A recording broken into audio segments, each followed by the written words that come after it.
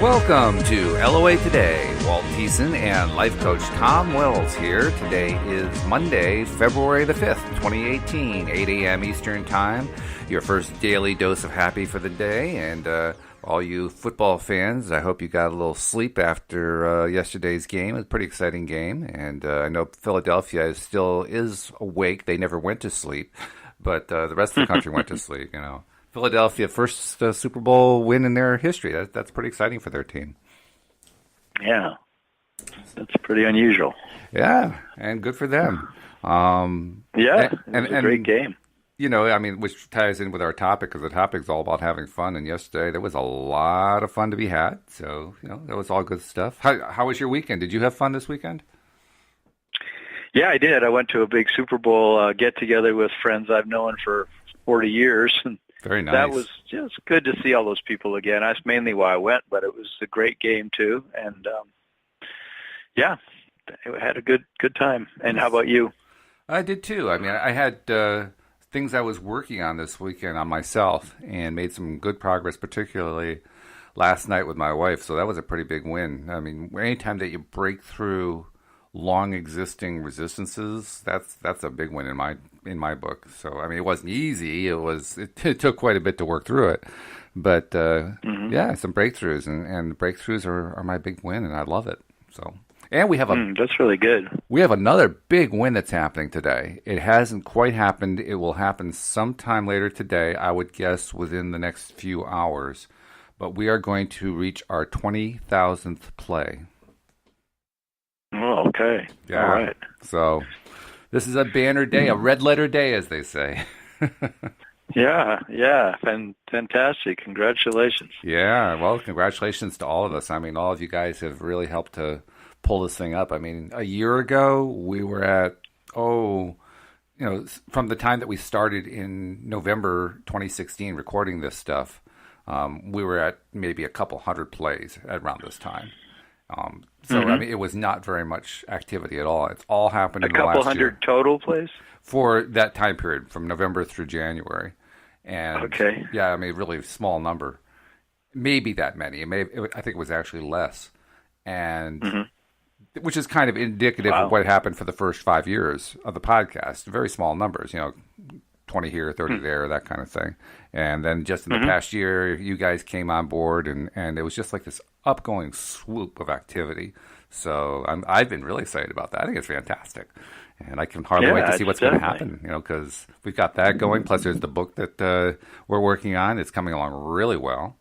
A lot of really interesting stories, including yours, by the way, having been submitted.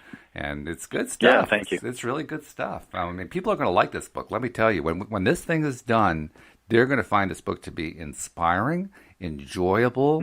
It's going to be reinforcing over and over every story. Oh, wow, the law of attraction really does work. I mean, here's evidence. People telling stories about these amazing things that happen in their lives, incredible things. That's really nice. And of course, best of all for our listeners, they're going to get listeners who are loyal listeners who keep listening carefully.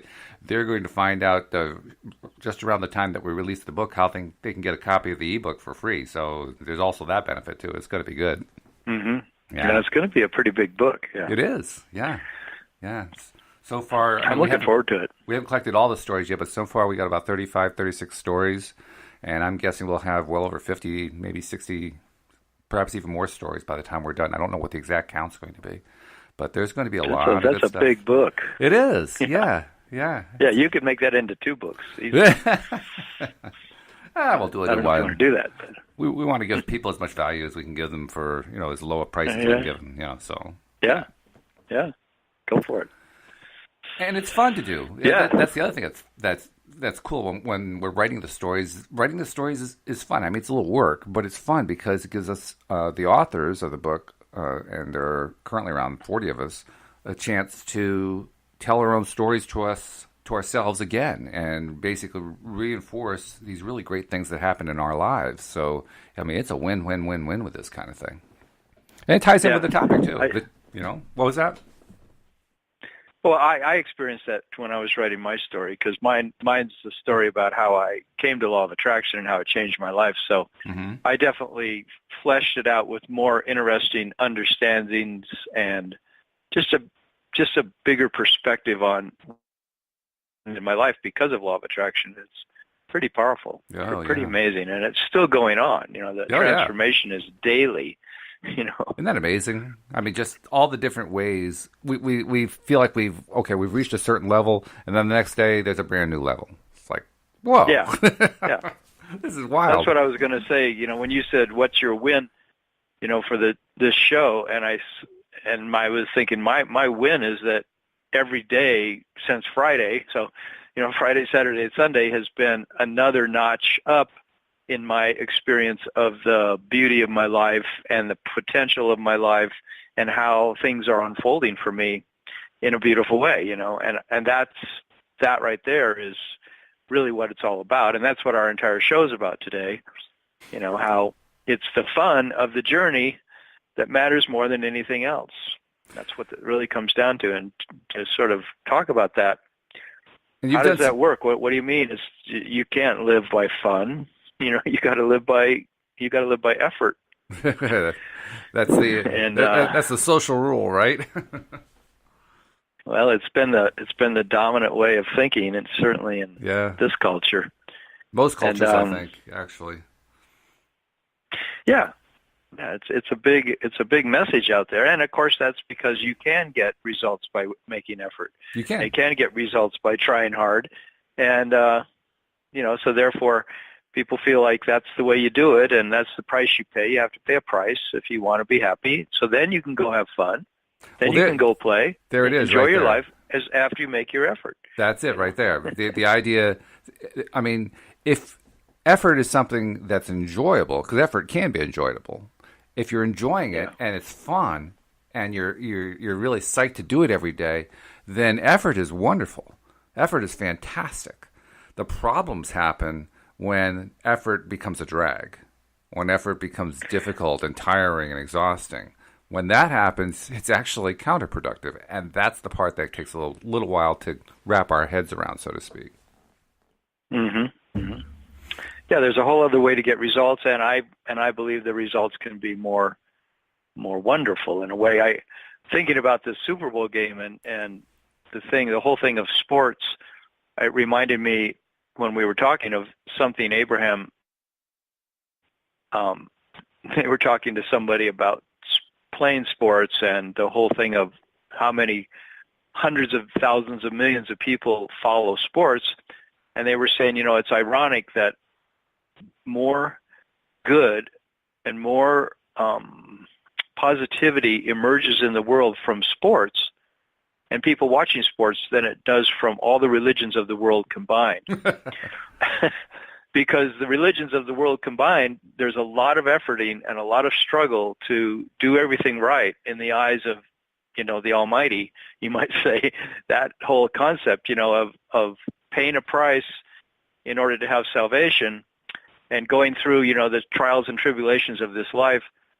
But then when you look at the world of sports, people turn to that for fun in so many ways. Now, some people get really serious about it and make it into a really big deal, but most people, no, they go and do sports so they can laugh and they're going to hang out with their friends and they're going to drink a beer or whatever they do. They're going to have fun. And right. And Abraham was pointing out that vibration, raising that vibration of thousands of millions of people is really a good thing on the planet. Oh yeah, no doubt about it. And suddenly I had a completely different view of sports ever since then. Sports, I mean, there's so many different ways to experience sports and to enjoy sports. And, I mean, there are some people who make it their lives. I'm not sure I want to make it my life. But sports can be a great way to do all the things you described about, feeling good and spending time with friends and enjoying life. And that's really much more critical, I think, than people often realize. I mean, certainly we all want to have fun. Certainly we like to enjoy life. But I don't think people realize the role it plays in having other things go right in your life, which is partly what you discovered through the research that you did leading up to this show. The fact that it's kind of like a snowball that builds up, and as it rolls downhill, it just gains more and more momentum the more fun that you have, right? Well, yeah, as long as you learn how to let yourself really have the fun. And I think for me, see, since I approach a lot of things through understanding and, having insight into something. So when I got the insight from Abraham a number of years ago that if I would just play and have more fun, I would have more of what I want in my life. Well, on the one hand, that makes sense intuitively because you say, well, because I'm having more fun, therefore I'm vibrating with more happiness, more ease, more relaxation, more vitality, more enthusiasm. So I'm going to be happier. I mean, there's no way I'm not going to be happier if I'm truly having fun and truly playing in my life. And then the question was just how much can I do that? So I made a decision a number of years ago that, okay, I'm just going to make that as my priority. Every day is about having fun. And if I'm not playing at my life and making it a lighthearted, wonderful, relaxing event, then I'm missing the point of being alive. And so that was a wonderful way for me to start seeing life because I feel like I was sort of like getting permission from these characters that live in the unseen realm, that this is really the way life works. So let go and play. And the interesting thing is in the years since then, which has been about 4 years, I've really seen how much playing and having fun is not a muscle I've developed. Yeah, isn't that something? I mean, I can do it. I've done it a bunch, but Sure. I've got a long way to go in a certain way to get really good at lightening up and chilling out. Yeah. Yeah, absolutely. It's so easy to fall into the habitual patterns that we build up over time, and those, especially when those habitual patterns become patterns that aren't fun. Even though they're not fun, we still fall into them. Well, like we've talked about at every show, which is that's what we were conditioned with as kids to believe because the society said it's time to go to school, it's time to quit having fun and playing out with your friends all the time. You got to now buckle up, pull your chair up to the table here, eat your peas.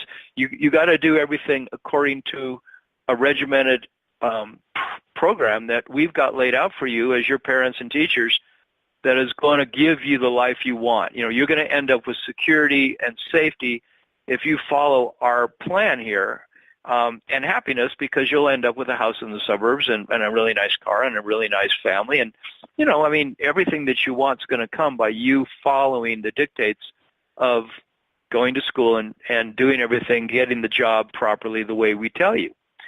The only thing that was missing in a lot of that formula was understanding that play and fun actually is the doorway into having everything you want. They said the doorway into having everything you want is your efforting.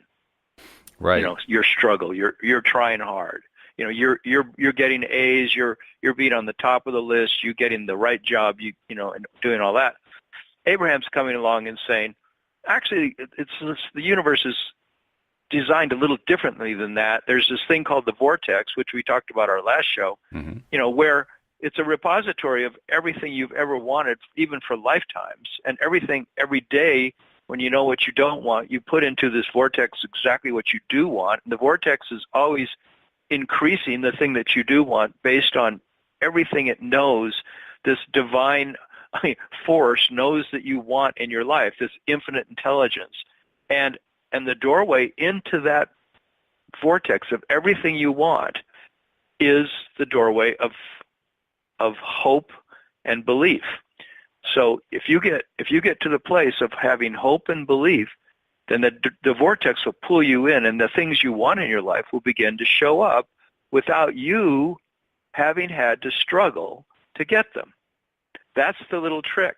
That's the whole trick of this whole law of attraction stuff is, you mean I could have the wealth I want, the relationships I want, the house I want, and the peace of mind I want, the joy I want, just by relaxing and having fun and believing and hoping that all the stuff I want is already created for me. It's like, what? But that's the way it works, And so Abraham was saying, try an experiment for 3 weeks, 4 weeks. Try just putting fun as your priority. And every day when you get up, just decide that I'm going to make fun my priority in my life, or call it vitality, or call it enthusiasm, or call it playfulness, or call it interest. I'm going to really have an interesting life.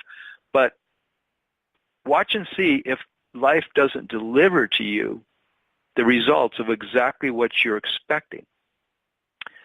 And thing is, for me, is doing that every day.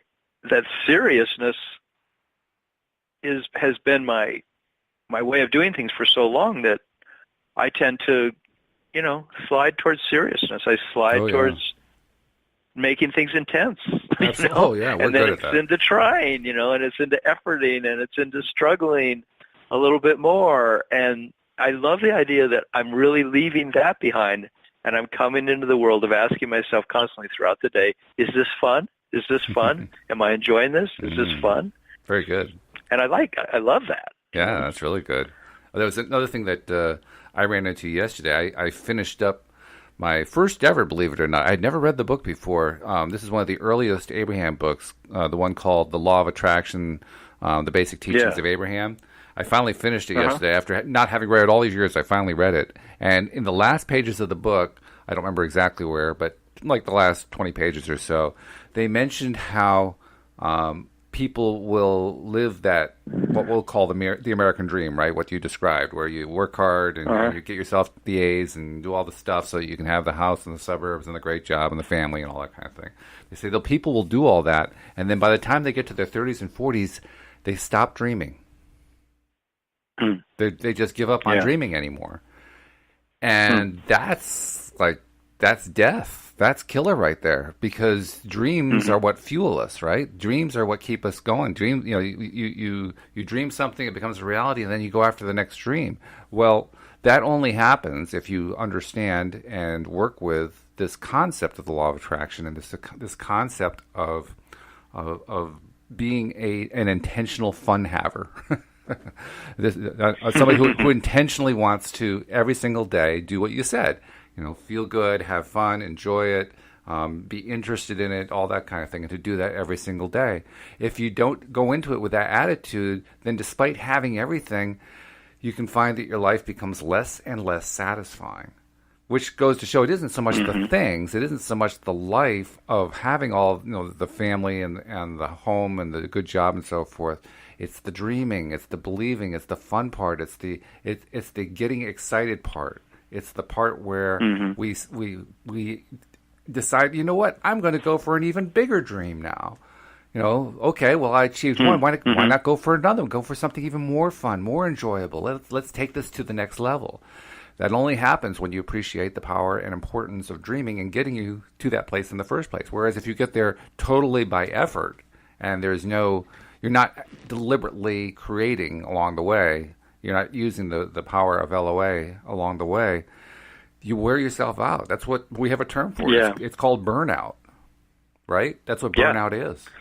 Well, and called old age, and called, I was thinking of the different friends at this party last night, and how many of them, they don't, feel particularly that anything else is happening, and, they're all in their over 60, and I don't think any of them feel like much else is happening other than they're riding out the rest of the years of their life. They're not.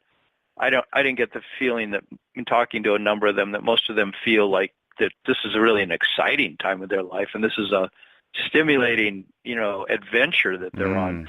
Maybe to some degree, but I feel like that's not built into our culture so much as is the concept that, you make your effort and you do all your stuff when you're young, and then you finally amass enough money and enough things that then you can coast, and then your life becomes just enjoy what you got, and that's great. It's great to enjoy life no matter what age we are. But I think what you're saying is that there's a way to be more adventuresome or more interested in the potential of life, to keep being a amazing infinite adventure of unfolding possibilities. That's what you're saying, right? Yeah, unfolding possibilities and actively using your imagination. When you are just a spectator, which is what so much of the coasting that you're talking about really involves. When you're a spectator, you're just spectating. you're really not involved in it very much at all. You can say that it's enjoyable, but let's be perfectly honest. Spectating compared to actively getting out there and enjoying, it's pale by comparison. Well, it's the difference of the players on the field and the fans in the stands. Yeah, that's right. Yeah, and it's fun to be a fan in the stands. It is. It's fun to be a fan. It's a whole experience there. But the playing, I feel like in our culture we emulate a lot of people. We emulate singers. We emulate actors. We emulate athletes. You probably even emulate politicians to some degree. Well, I'm not. I'm trying not to, but. Well, we sort of. I felt years ago that if I could sit in my house and watch television and watch movies, or go out to movies, which so many people love to do, that it's a really cool thing to watch these amazing actors and watch these dramas unfold in these comedies, and it's like, oh my God, it fills us with all these great stories and all this interest. And then for me, I said to myself, yeah, but, I want to be the one living the exciting thing I'm watching. So if there's a movie and there's some character having this amazing life and we're watching it unfold, whether it's an action adventure or it's a comedy or it's whatever it is, I said to myself, I want to be sure my life is the most interesting movie going on. I don't want to just be deferring to somebody else as being the one who's got the most going on, the most wonderful possibilities unfolding for them, and I'm sitting watching it as a fan, passively. So I want to be the player on the field. That's what I'm saying, Yeah, absolutely. Because when you're the player on the field, be as alive as I can possibly be. Because when you're the player on the field, that's when you have the opportunities to find new ways to have fun. You're not just repeating the old ones. So much of what we do, like you described a list there, going to watch sporting events, watching film, watching entertainers, listening to music, basically being passive spectators to a whole bunch of things. That's great, but eventually, and it actually doesn't take too long, eventually you start to stagnate. And stagnation is your first step toward that downhill path. And now all of a sudden, what was joyful is not as joyful anymore, and actually becomes less and less joyful. It can actually become tedium. It can even become a place where you start to feel impatient, which is actually a good sign when you think about it. When you're impatient, it means you need to move on to the next thing. Mm-hmm. Yeah, I find that for me to stay, I have so much I'm interested in that I couldn't even read the books I've got in my house, that I haven't read yet. I've got so much that interesting things. Are you one of those people who buys like a stack of books and you have like 50 books and you pick one out and you read that one, there's another 49 to read? Is that the kind of person you are? Kind of. I've read a little bit of a whole lot of the books that I have, and I've read some of them completely, but each book, when I've bought it, has represented some leading edge, exciting possibility that I'm pursuing at that moment. But sometimes I'll make the mistake of ordering like 4 books in that field, and then I won't get around to reading them, and then I'm looking at my books a year later, going, "Oh yeah, that's where I was at a year ago." But now I've kind of moved on. But then sometimes it comes full circle. Like I start pulling out, like lately I've been pulling out books on understanding dreams again, and I'm fascinated to be back into the world of dreams and what dreams have to show us. And so I get those books out and I put them in a pile like, oh, this is a book I really want to get back into. But then all of a sudden I add to that pile, say, another Abraham book, and then I put in the book on positivity, and then I add the book on quantum physics, some other quantum physics book, and pretty soon it's a stack of 10 books, and then I got to read them all. Mm-hmm. And that's when I realized, well, my happiness doesn't live in these books. My happiness lives in every moment. And so, if I'm having fun with the books, fine. But my happiness has got to come from the feeling that I have inside myself of how good it feels. How good does it feel? And that touches on it. What's that? That touches on it right there. The fact that you said your happiness has to come in terms of what you feel. That's we haven't really said it before, but it's probably the most important insight. Happiness is an inside job. Happiness doesn't happen because of stuff that happens outside of us. We like to think it does. We like to think that when, we watch an enjoyable film or have a fun conversation that it came from outside of ourselves. But in reality, all happiness is an inside job. It all happens inside. It's our chosen reaction to any given situation. And it's completely up to us how we're going to react, right? So if we choose to react in a positive way, then it's a positive experience. If we choose to react in a negative way, then it's a negative experience. It's not that it happened to us, it's that we made the choice. It seems like it happened to us, but it was actually us making the choice. Mm-hmm. Yeah, and that's sort of the key. I mean, when I made the massive change in my life about 4 years ago, it was largely because I made one fundamental decision, and that is I'm going to feel good today no matter what. And I put it up on my mirror. Mm-hmm. I said my dominant intention from this moment forward is to feel good. I'm going to look for ways to feel good throughout my entire day. I'm going to make it number one on my list of things to do. And no matter what else I accomplish that day, I'm going to make feeling good my priority. And I realized it's a self-generated decision to feel good, And sometimes, yes, we have to distract ourselves by turning on the television, watching something we really like, or we need to go out for a walk in nature, or we need to put on our headphones and listen to our favorite music, or we need to, those are all external circumstantial things we can do. But what we really want, a non-conditional happiness that doesn't depend on the external things being perfect, but depends on us making a choice. This is how I feel, I don't know how other people feel about it, but I need to make a choice continually throughout my day to have fun, continually choosing to enjoy. I got to look for, and I've actually learning to ask myself, always, is this really what I want to be doing next during my day? Now, if you've got to go to work and you've got to face that you don't like it or it's not that much fun, then the question is, for me is, can I make it fun? How can I have more fun? I know when I had this college textbook business for 27 years, and sometimes it wasn't fun to just go on a college campus and spend my whole day buying and selling textbooks, but I always would ask myself, well, how can I make it fun?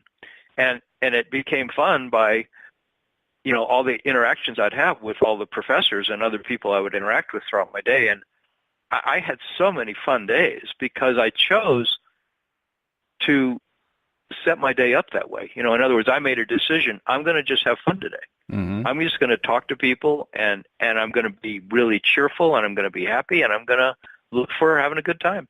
And those days, man, some days I made most money on those days. And I would even sit in a professor's office sometimes for 2 hours and have this incredible discussion when I know I should be out there knocking on more doors and visiting more people. But then I would all of a sudden just make this big windfall. And it happened so many times. I would make money right after I had just relaxed and had a whole bunch of fun. Then the money would flow. And that's actually the essence of this podcast today.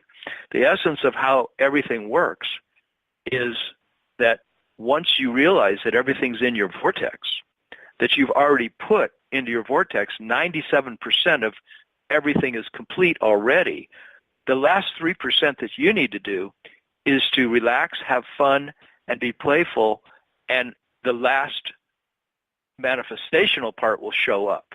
And that's the ironic, counterintuitive part of law of attraction, is that you don't get these final manifestations of the money you want, and the relationships you want, the things you want in your life. You don't get them by your effort. You get them by your relaxation. You get them by your fun and your playfulness. Yeah, it's true. And and as I dug into listening to all these different segments of Abraham talking about it, they just said that this is counterintuitive. We understand. It doesn't seem like the way that you're going to really have everything you want is by allowing it to come from your vortex. So if you're in a high vibration, high flying place where you feel really good, you're vibrating with the thing you want that's in your vortex, because You only want the stuff that's in there because you think you're going to feel better in the having of it. But you've got to feel better now in order for those things to come. And eventually you come to realize it's feeling better that I want. It isn't the thing, you know? Mm-hmm. It really isn't the certain amount of money. It really isn't the exact relationship. It's wonderful to have that relationship and that money, and it will enable us to do more things in our life, but then we're just going to have more desires. Like you were saying, you get one thing and you want to have a new dream. You want to then pursue something more, you know? So the whole thing is, are you enjoying the adventure, the journey along the way of getting there? And that's the key to more good things coming. You're having a good time, and more good things will come. Very true. In fact, the whole concept of what Abraham calls the law of allowing is a tricky concept. It's a concept that trips us up, and it's why we don't tend to think that, you know, having fun is so important. But the reason the law of allowing is so important is that law of allowing is actually dealing with what we might call the opposite of allowing, which is resistance. We have these built-in resistances, and by built-in I mean we built them in through our experience and through our choices. But we have these resistances, many of which we don't even know are there. We're not consciously aware of them. But those resistances are the very same things which prevent us from completing the transaction, from getting the you know, like you said, the money, the house, the relationship, whatever it is, getting the stuff that we've been looking for showing up in our lives, all because we have these resistances. So the law of allowing is actually the most important part. It's actually more important in some ways than using the law of attraction, which is about vibration and like attracts like. It's even more important than the law of deliberate creation, where you're putting your thought out there and you know, specifying to the universe, you're placing your order with the universe, so to speak. It's actually even more important than both of those, because without the law of allowing, the first two don't work. You have to be able to allow the stuff in. You have to remove your own built-in resistances that you've built up over the years through what you've learned and what your parents and teachers taught you and what your society taught you. All these little resistances that make you believe that you really can't have it. You're not going to let it in, that it's not good for you, that this, that, the other thing, all the different reasons why you're not allowed to have it. Isn't that an interesting phrase? Not allowed to have it. Well, you have to allow. Yeah. Allowing is critical. If you can't allow, it ain't going to show up. And that's why that's why so many people say, well, the law of attraction isn't working for me. And it actually is, but they don't recognize that they're just not allowing. And then they'll give you all the reasons why it's not working, and they'll wonder why it's, you know, well, what do you mean I'm not allowing? Well, you're giving all the reasons why it's not working. You by stating all these things, all these reasons why you say it's not working, and I can tell from the way you're saying it that you're not feeling good about it, you are not allowing. That is the act of not allowing. And that's mind-boggling. Yeah, totally. Yeah. Totally. It's not allowing, not aligning, you know, not having a good feeling, you know. Abraham was saying that's their analogy of, like, if you go to make toast and you get out the bread and you open the package and you put the piece of toast and the piece of bread in the toaster, you push the lever down and it never pops up. It never gets toasted because you forgot to plug it in. And they said it's the plugging in is the allowing. The plugging in is the alignment with your fun and your ease and your chilling out and your relaxation and your basking and your enjoying. That's the energy that toasts your toast. So, you know, you want to get a result in your life, but they were saying it's sort of like if you wanted to go from Phoenix to San Diego and you're in Phoenix and you can't, you say, I'm too busy to go look around my house. I don't know where my car keys are. I'm too busy. I got too much that I've got to do to go bother to look for my car keys. I've just got to get going. I'm going to walk to San Diego. And they said that's about the same analogy as not aligning and not allowing, because the going and finding the car keys will make you a lot more pleasurably and a lot quicker than if you just say, I'm just going to use my effort to get to San Diego. I'm just going to start walking. They said, but that's how we kind of live our lives. We live our lives, not putting alignment and allowing and relaxation and fun and ease first, and that's simply because we learned the wrong way of approaching life, and because you can get results. You can walk from Phoenix to San Diego. You can get there that way. But it's a much different journey than if you just get in your car, or even different, go to the airport and get on a plane. So there's these options of how we can live our life. I love but the counterintuitive one, the one we haven't learned, is the one why we have this podcast. It's because we're trying to remember and talk about and reorient ourselves to the fact that life actually is designed in a much more agreeable way, in a much more wonderful way than we've thought. Oh, yeah. I love the metaphor that Mike Dooley uses to describe the same thing. And once again, a car metaphor. He says, let's assume you want to go from, San Diego to Phoenix or whatever.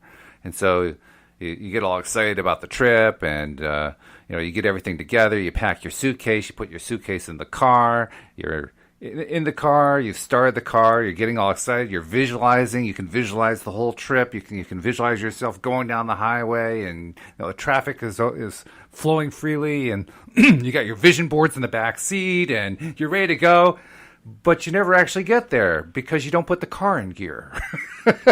Yeah. It's like, well, yeah, I actually have to get out of that way, don't I? Yeah. Get out of my own way, in a sense. Yeah, it's the teacher I had for 40 years from India, this guru. He used to say, it's like you tie your boat's tied to the dock, and you get in it, and you start rowing, and you're rowing and rowing and rowing, and wondering why you're not getting anywhere. It's because you never untied your boat. You never freed your consciousness to flow in the river of life. You just stayed tied to your concepts that, it's just hard work that matters. It's the effort I'm making that matters. Look, I'm trying. And it's so frustrating, right, to try so hard. I mean, it's funny how built into me it is. So this belief in hard work. I mean, I look back at those years of going to school for so long, and then, of course, the rewarding I got around my house was also, Tom, if you do a beautiful job on cutting the lawn and scrubbing the floor and keeping your room clean and helping out around here, you'll be, we'll really appreciate you a lot more. You'll get a lot more love from us if you show up that way. And then if you do really good in school and you do everything, make effort, Tom, make effort. This is how you get ahead in life. And it's like, that's so ingrained in me that now to change this whole dynamic is, sometimes I'm just laying there on the couch in the middle of the afternoon, and I'm completely taking a nap, and I'm going, how can I afford to be laying on the couch in the middle of the afternoon taking a nap? I have things to do. I've got to get ahead in life. I've got to get more things done. And then so many times I've realized, this is the first time in my life I've let myself relax like this, and just chill and just, let things happen, let things come to me, let my boat go downstream instead of rowing upstream. What's it like to flow downstream? A skeptic might listen to our conversation and say, well, they're talking about how important it is to let life come to you. And by the same token, they're talking about, well, you got to put the car in gear. You got to make an effort. Well, make up their minds. Which is it? Do you make an effort or don't you make an effort? And it's certainly easy to get tripped up on that. The important thing to understand and to remember, at least from my perspective, is effort is a part of being alive. The question isn't whether or not we need to make an effort at some point. We do need to make an effort. The question is whether or not effort is our sole vehicle for getting there. Are we going to rely totally on effort, or are we going to mainly rely on how the universe works to do the heavy lifting for us, and then just put in the minimal effort needed to make, to kind of kick the whole thing into gear? It's an entirely different level of effort. Yeah, it's sort of like I've heard it said by Abraham, do you get, when you want to go someplace in your car, you don't need to open the engine and start taking off, the cylinder, to start opening up the engine and helping the pistons, move in their chambers, and helping the spark plugs fire, and all this stuff. You don't need to do all that. You just need to turn the key, start the car, put it in gear, and drive it, and let all the hard stuff be done by the thing that's already been figured out. It's already in the vortex of the car's engine, you could say. The car's engine's like the vortex. It's going to do it all for you if you just do the basic necessary things to enjoy the ride. Enjoy driving that car from point A to point B. The engine will do all the work. But sometimes in our lives, we get into thinking we have to be the ones in there making the entire thing happen. Like that's what you were saying, right? I mean, we try so hard. We way overdo the effort part of it.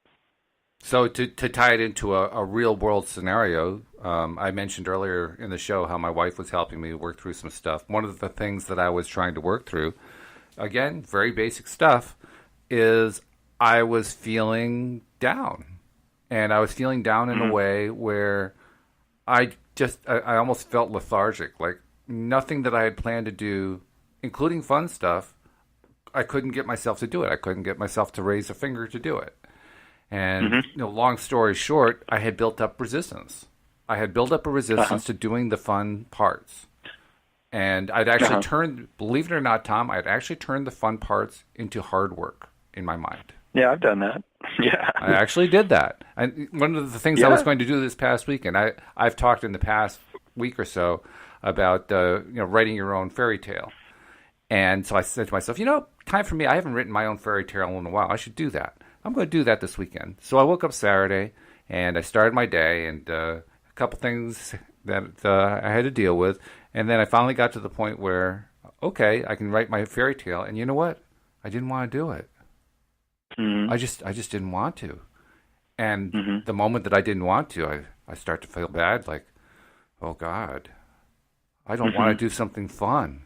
And then it turned into this whole long spiral of, oh, geez, I don't even want to have fun anymore. Well, what's the point if I'm not going to have fun and I don't want to have fun? And, you just talk yourself into it, right? You're talking yourself into this crazy yourself place. Up for, beating yourself up for how you're feeling at that moment, whereas that feeling is just telling you something's not in alignment with your higher self, but exactly.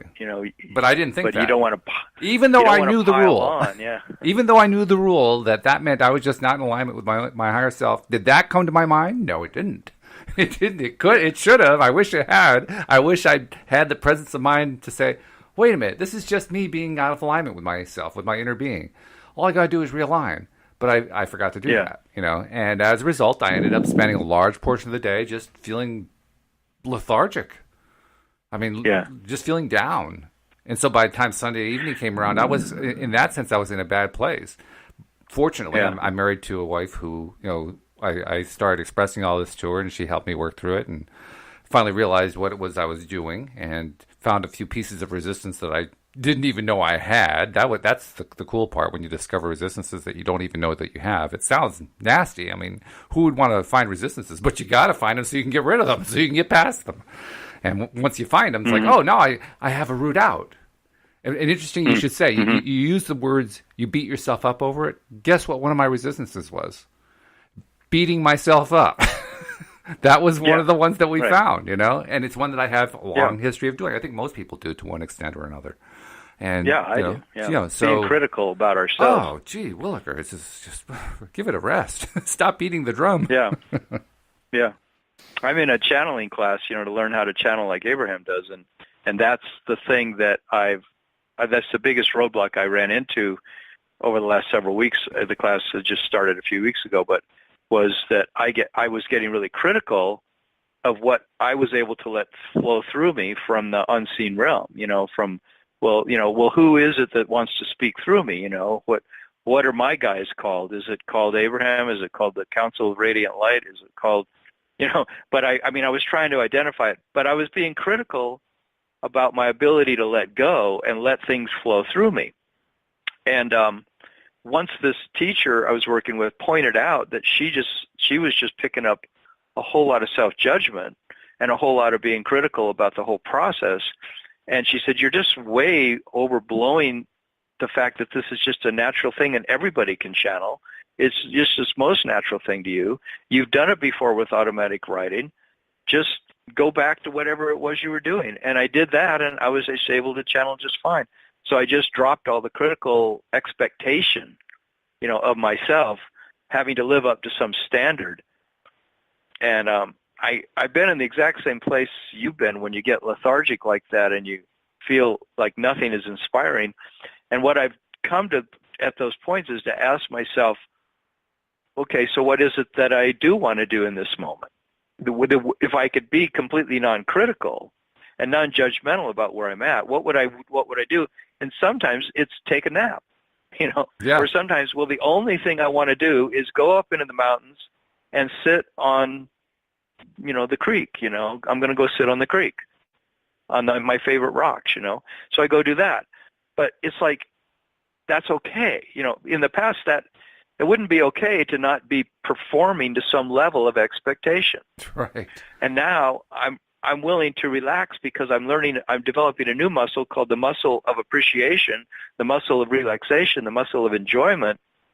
And so to develop that muscle, I've got to allow myself to enjoy rather than always turning back to trying to meet some standard of excellence, of performance, of action, and realizing that the energy that keeps the planets spinning in proximity to each other in the universe is the energy that I'm trying to tap into. I'm trying to tap into the energy that holds molecules together, the energy that keeps my entire body functioning, that energy that is life itself, and let my blessings come from tapping into that rather than all the push and the pull of me making things happen, just by my action. Action is important, but action without alignment, to me, is not what I want any longer. That's all. I don't want to get my results by all my trying.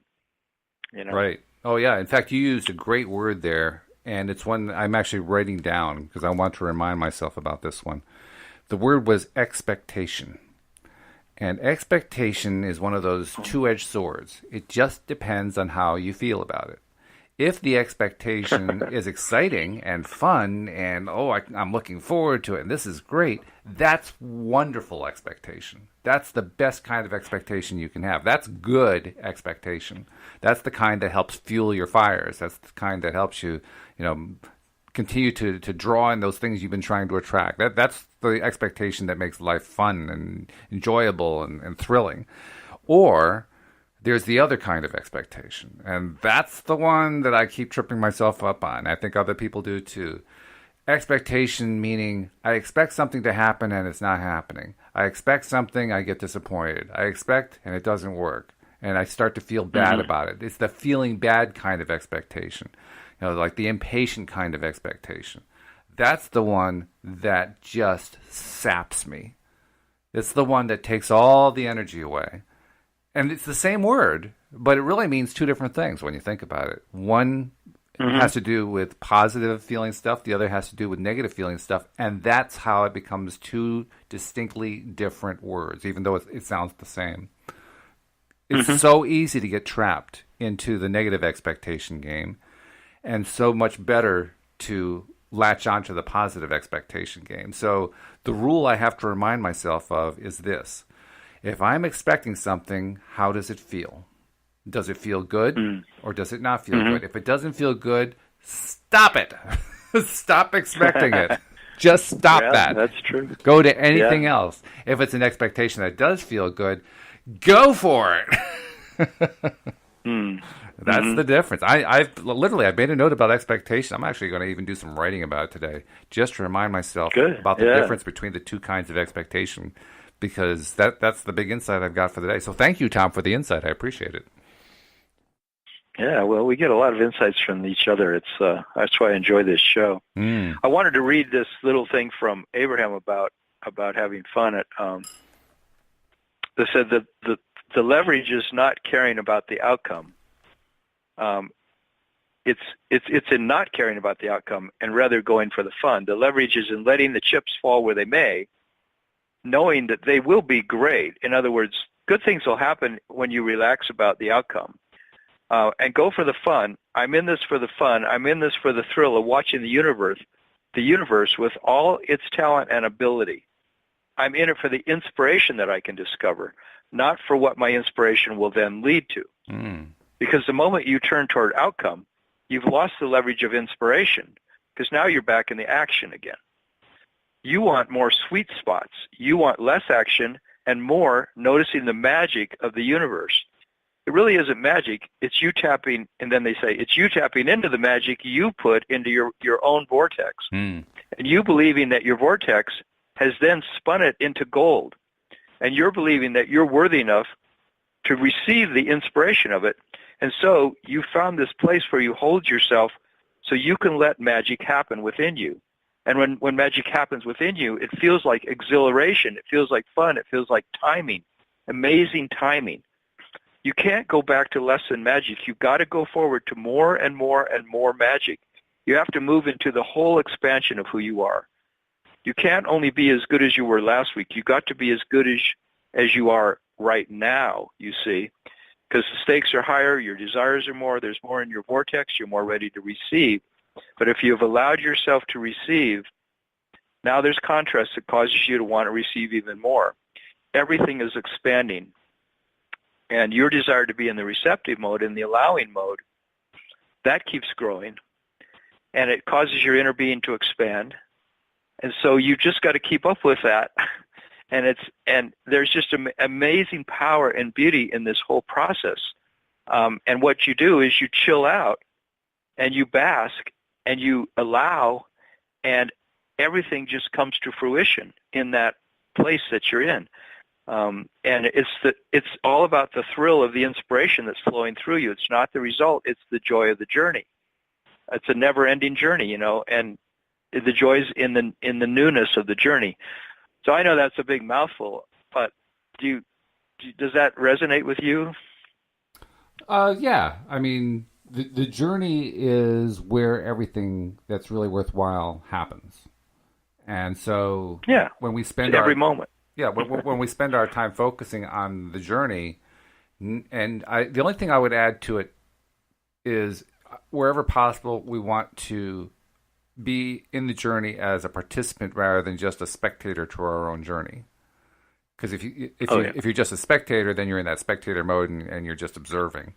Not that there's anything wrong with observing, it's just that it's not fulfilling. It's not something that after lots and lots and lots of observing that you feel so much better. Well, no, you don't actually. It's not like all that observing leads to having more fun or leads to the good stuff showing up or anything. It doesn't. It's just observing. But if you are on the journey and enjoying the journey for the good stuff that's happening in the journey, and you're excited about it, and you're involved and you're intrigued, and that's the kind of activity that you're doing. It's an activity that is appreciating the journey and feeling good and having fun with the fun stuff that's in the journey. That's where life happens, really. That's the life's sweet spot that you're talking about. Yeah, more sweet spots. Yeah, it's quite an interesting way to live, to be excited about life and to be really exhilarated by this fact that it's an adventure. And I love that they're saying, it's like, it's really not about focusing on the outcome, sort of like releasing the outcome so that you can appreciate the journey, and then eventually just finding that the things you want are just flowing to you. Yeah. That's the trick right there. I think it's to get to a place where I'm relaxed enough, and I'm trusting enough, and I'm allowing enough, and I'm enjoying enough that, one thing after another just keeps showing up. And that's pretty much what my life's been for the last 4 years, which is why I, wrote a whole chapter for your book about that for me, because it's been so revolutionarily wonderful to watch things unfold and my life get better and better and better by simply relaxing. By basking in how easy it is to really be a human being. It really doesn't have to be a struggle. Yeah, when we relax or when we relax away from, I should say, when we relax away from the feeling of being self-critical or the negative expectation game, or when we relax away from all those little resistances that we have built up, and we keep going with the joy that's going on right now and the happiness that's going on right now, and noticing the synchronicities that happen right now. It's like Wendy was telling me about a week ago, something like that, pointing out that when you get into that place where you are enjoying life every moment of the day, or as close to every moment of the day as you can, and you're doing so successfully so that you're really loving it, then an amazing phenomenon occurs. And that phenomenon is that the synchronicities and the unexpected events and the stuff showing up and so forth, it accelerates. The thoughts coming in accelerate. The positive thoughts, the positive experiences accelerate. There's more and more and more and more and more and more, and they just turn into the swirling vortex of all this great stuff going on. It just keeps increasing, and that's a fairly. It's not something I can say I've experienced a lot. I've experienced it occasionally. And I've always found some way to resist it. Like, oh, come on, Walt, stop it. But on those occasions where I've experienced it, it's been just, wow. It is amazing how fast it can accelerate in ways that I didn't think was possible. But it does. Yeah. I've seen it happen, like with clients and with income, just how, the clients start coming and they start coming and they start coming, and it's just like so wonderful. It's just like they're calling me from all over the world, like Saudi Arabia and India, and people are contacting me to coach them, and I'm like, wow, this is just like, I'm just not doing anything. This is just, they're just finding me on the internet. Yeah. When they show up, that's like that's that phenomenon. The stuff just keeps happening and keeps increasing. In fact, and it's going on all the time. It's just that it's always in response to what our dominant vibration is. We're always getting incredible things coming to us from the universe, but they're always reflecting what our dominant vibration is. So they might not feel that great if our dominant vibration is fear or doubt or worry, but we're still getting the universe giving us everything that we're vibrating with. Absolutely true. And if you like what the show is bringing you to, just want to remind you, subscribe and share. Take the time to subscribe if you have not become a subscriber. We've gone through the steps many times before, and I won't go through the whole route today other than to say you can do it through lwaytoday.net. You can do it through the iTunes Store. You can do it through any app that's a podcast app that you download to your Android phone. But subscribe, and then share with your friends, because it's the act of sharing that is an act of love. It's truly an act of love, because there aren't that many positive entertainment programs out there, Tom. I mean, there really aren't that many, and we're one of the few. So when you give the gift of, hey, you got to check out this podcast, you're giving a gift that makes a huge difference. It can make a big difference in people's lives. So you're doing yourself a favor when you subscribe. You're doing your friends a favor when you share. Subscribe and share. That's the message for the day, don't you think?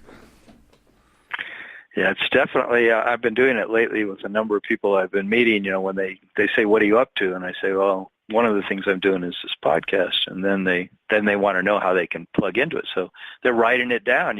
I've seen a number of people put it in their phone or write it on a piece of paper, lwaytoday.net. Cool. So it's exciting to think that it's, I'm watching it spread myself by telling people about it more and more. And isn't it fun when you give it to somebody and you know that they're actually taking it in? It makes you feel good, Yeah, and especially when they say, I listened to that, I really liked it. Yeah. Like a guy the other day said, I listened to one of your shows, that was really good, He says, how do I call in, Oh, good. I thought, oh. Well, give them the number. The number is going to be changing sometime this month, I think. But for the moment, give them the 860-264-5432 to call in, because we'd love to have them call in. I love when we're talking to a listener, because it gives a whole new perspective to the show. It's a lot of fun. So looking forward to having more of those happen. But for the moment, we just have to say we're out of time. We can't take any calls today. Yeah. You'll have to do it next time you're on Friday or later this afternoon with Wendy. But Tom, it's been a pleasure. Thanks for joining me today. Thank you, Walt. Appreciate it. And we hope that you'll join us as well next time here on LOA Today. Goodbye, everybody.